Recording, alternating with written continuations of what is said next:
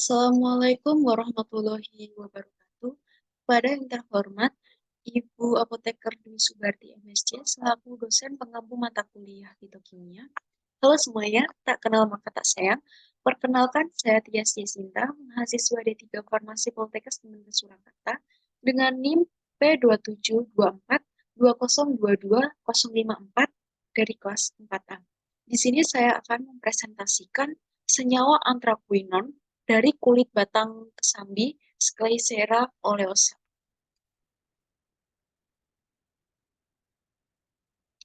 Di sini jurnal yang saya gunakan dengan judul Uji Aktivitas Antioksidan dari Ekstrak Kulit Batang Kesambi Scleysera oleosa dengan menggunakan metode ekstraksi bertingkat. Mengapa saya menggunakan jurnal ini? Karena pada penelitian ini selain mengidentifikasi aktivitas antioksidan yang ada dalam ekstrak kulit batang kesambi, penelitian ini juga mengidentifikasi adanya kandungan metabolit sekunder dari ekstrak kulit batang kesambi. Dan menurut eh, penelitian dari Nimade Susilowati tahun 2015, ekstrak kasar dari kulit pohon kesambi ini mengandung senyawa steroid atau triterpenoid, flavonoid, alkaloid, tanin, saponin, dan fenolat dengan kadar total fenol sebesar 6,7491 mg gallic acid equivalent. Kulit batang kesambi sendiri juga mengandung senyawa fenolik yang terdiri dari benzene dikarboksil, diisocetyl ester, dan squalene. Nah, mungkin dari teman-teman masih banyak yang belum mengetahui apa sih pohon kesambi itu dan bagaimana sih bentuknya. Dan pohon kesambi sendiri adalah suatu jenis pohon yang hidup di daerah kering dan merupakan kerabat dan masih satu kerabat dengan pohon rambutan dari suku Sapindaceae. Dan pohon kesambi ini memiliki beberapa nama, antara lain seperti kusambi, itu penyebutan dalam bahasa Melayu. Lalu pada Jawa dan Bali itu biasanya menyebutnya dengan kecacil. Dan untuk Madura sendiri menyebutnya kasambi. Dan penyebutan nama-nama ini hampir mirip dengan penyebutannya di India. Asal tanaman ini. Tanaman kesambi ini asalnya adalah dari India. Dan penyebutan di Indianya sendiri adalah seperti kusam, kosam, maupun rusam. Namun dalam bahasa Inggris dikenal sebagai uh, Indian luck tree, Malay luck tree, ataupun Makassar oil tree. Dan berikut adalah klasifikasi dari pohon kesambi sendiri, yaitu pohon kesambi ini kingdomnya Plantae, divisi Magnolipita, kelas Magnoliopsida, ordo Sapindales, famili Sapindaceae, genus Scleysera, dan spesiesnya adalah Scleysera oleosa. Ini adalah tanaman pohon kesambi dan ini adalah hampir mirip dengan pohon rambutan. Namun yang membedakan di sini adalah pohon kesambi ini daunnya lebih lebat daripada pohon rambutan. Nah, manfaat pohon kesambi.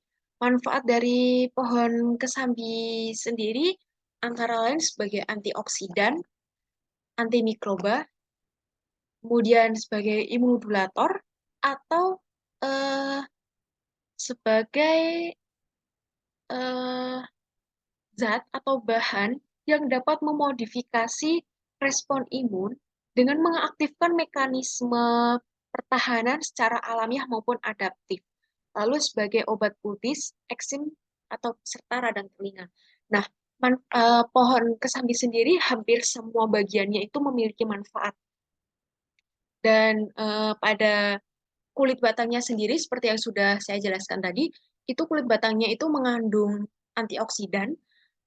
Lalu untuk daunnya itu pada saat kering daunnya itu bisa dibakar dan asapnya itu bisa digunakan sebagai pengobatan gatal-gatal.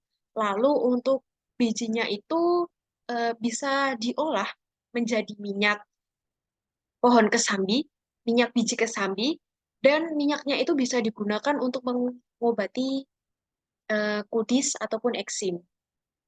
Nah, untuk eh, daunnya itu juga bisa dikonsumsi secara mentah maupun dimasak terlebih dahulu. Selanjutnya, kita masuk ke dalam senyawa antraquinol. Nah, mungkin dari teman-teman ada yang belum mengetahui apa sih senyawa antraquinol itu.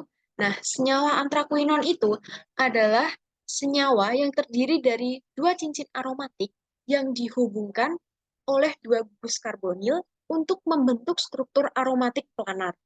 Nah, senyawa antraquinol ini juga merupakan salah satu senyawa metabolit sekunder yang termasuk dalam golongan quinonfenolik yang dalam biosintesisnya itu berasal dari turunan fenolik. Eh, Antraquinon sendiri juga adalah senyawa kristal yang memiliki titik leleh tinggi yang dapat larut dalam pelarut organik dan basa dengan membentuk warna violet. Jadi, saat kita akan mengidentifikasi senyawa antraquinon yang terkandung dalam bahan yang akan kita uji, itu dengan cara melihat adanya perubahan warna.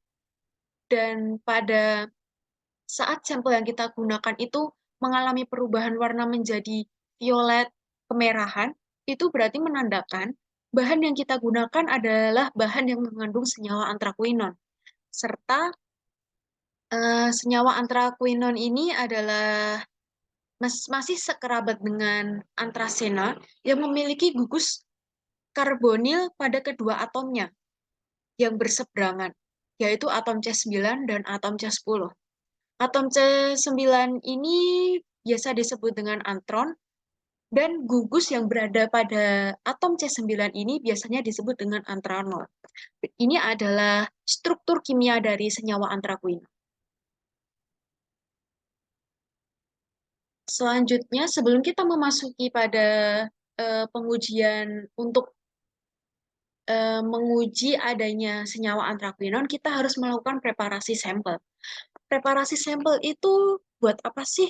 Nah, preparasi sampel ini digunakan untuk kita membuat bahan, membuat eh, sampel dengan kualitas yang baik.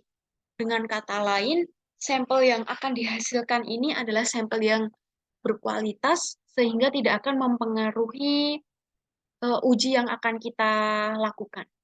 Nah, preparasi sampel ini yang pertama adalah kulit batang kesambi yang digunakan adalah kulit batang yang berwarna coklat kemerahan dan bebas dari penyakit. Dengan kata lain, eh, batang pohonnya itu tidak mengalami seperti kecacatan ataupun mengalami perbedaan warna yang signifikan. Setelah itu, sampel dicuci menggunakan air bersih yang mengalir dan ditiriskan kemudian dijemur di bawah sinar matahari secara tidak langsung selama kurang lebih 2 hari. Setelah itu, dalam proses pengeringan tersebut juga dilakukan sortasi untuk memisahkan kotoran atau bagian sampel yang rusak. Sortasi ini dengan kata lain adalah pemilahan. Jadi memilah eh, mana mana batang yang baik, maksudnya batang yang bagus yang tidak mengalami kecacatan, dan mana batang yang harus dibuang. Sehingga eh, sampel yang dihasilkan itu memiliki kualitas yang baik. Setelah itu digiling atau di blender sehingga menjadi serbuk atau simplisia. Lalu ditimbang dan dibungkus menggunakan plastik klip dan disimpan dalam keadaan kering pada suhu 27-30 derajat Celcius. Mengapa harus disimpan dalam keadaan kering? Karena kalau dalam kondisi yang kurang kering ataupun masih dalam keadaan yang sedikit basah, itu dapat menyebabkan tumbuhnya organisme-organisme lain yang dapat mempengaruhi kualitas sampel. Selanjutnya kita masuk dalam metode ekstraksi. Metode ekstraksi yang digunakan adalah metode maserasi. Mengapa sih kita harus menggunakan metode maserasi? Nah, dan juga apa sih metode maserasi itu? Metode maserasi ini adalah proses perendaman sampel menggunakan pelarut organik pada temperatur ruangan. Proses ini sangat menguntungkan dalam isolasi senyawa bahan alam karena dengan perendaman sampel tumbuhan akan terjadi pemecahan dinding dan membran sel akibat perbedaan tekanan antara di dalam dan di luar sel. Sehingga metabolit sekunder yang ada di dalam sitoplasma akan terlarut dalam pelarut organik dan ekstraksi senyawa akan sempurna karena dapat diatur lama perendamannya. Caranya yaitu dengan menimbang 10 gram Simplicia, lalu dimasukkan ke dalam Erlenmeyer 250 mili, dan maserasi pertama Simplicia ini direndam dengan 100 mili N-heksan selama 24 jam sambil diaduk selama 8 jam sekali. Kemudian, filtrat dipisahkan untuk diuapkan menggunakan kertas saring, dan ampas itu dimaserasi kembali dengan etil asetat 100 mili, seperti cara pada maserasi pertama. Setelah itu, dipekatkan menggunakan alat rotary evaporator dengan suhu 50 derajat, lalu diuapkan di atas martabak hingga diperoleh ekstrak kental. Nah, setelah ekstrak itu jadi, kita harus menghitung rendemen ekstraknya. Nah, dengan rumus, persen rendemen adalah gram ekstrak yang sudah dihasilkan dibagi dengan gram kulit batang kesambi yang kita gunakan dikali 100%. Dari 3 fraksi yang diperoleh, rendemen ekstrak kental N-heksan, etil asetat, dan etanol berturut-turut adalah 11,43%, 26,67%, dan 25,86%. Nah, dari data tersebut aja kita sudah mengetahui ya, mana rendemen ekstrak tertinggi yang dihasilkan adalah dari etil asetat. Mengapa demikian? Karena etil asetat itu adalah pelarut yang bersifat semipolar, sehingga rendemen tersebut menunjukkan komponen aktif yang berhasil terekstraksi dengan sempurna. Lalu adalah metode screening fitokimia. Nah, metode screening fitokimia ini adalah metode untuk mengetahui adanya senyawa metabolit sekunder yang akan kita uji, yaitu flavonoid, alkaloid, tanin, saponin, anthraquinone, steroid, dan terpenoid. Dengan cara timbang sebanyak 0,1 gram sampel ditambah dengan 5 mili benzena. Mengapa kita menggunakan pelarut benzena? Karena benzena ini adalah termasuk pelarut organik termasuk pelarut organik yang baik untuk melakukan metode screening fitokimia ini, dan hasilnya kemungkinan adalah akan sesuai. Hasil ekstrak ini kemudian ditambah dengan amonia, lalu dikocok hingga homogen. Lalu terbentuknya warna merah atau warna violet merah, itu menunjukkan adanya anthraquinone. Nah, dari hasil di sini, pada anthraquinone itu diperoleh N-heksannya negatif, etil asetatnya positif, dan etanolnya positif. N-heksan diperoleh negatif itu kemungkinan karena rendemen ekstraknya tadi lebih kecil daripada yang lain, sehingga akan mempengaruhi hasil screening fitokimia. Dan mengapa kita harus menggunakan N-heksan? Karena N-heksan itu merupakan pelarut yang mempunyai aktivitas antioksidan yang tinggi dibanding dengan pelarut etanol. Karena pada penelitian ini adalah untuk menguji aktivitas antioksidan yang terdapat dalam pohon kesambi. Sehingga dengan kata lain, anthraquinone yang terdapat dalam batang pohon kesambi tersebut adalah positif.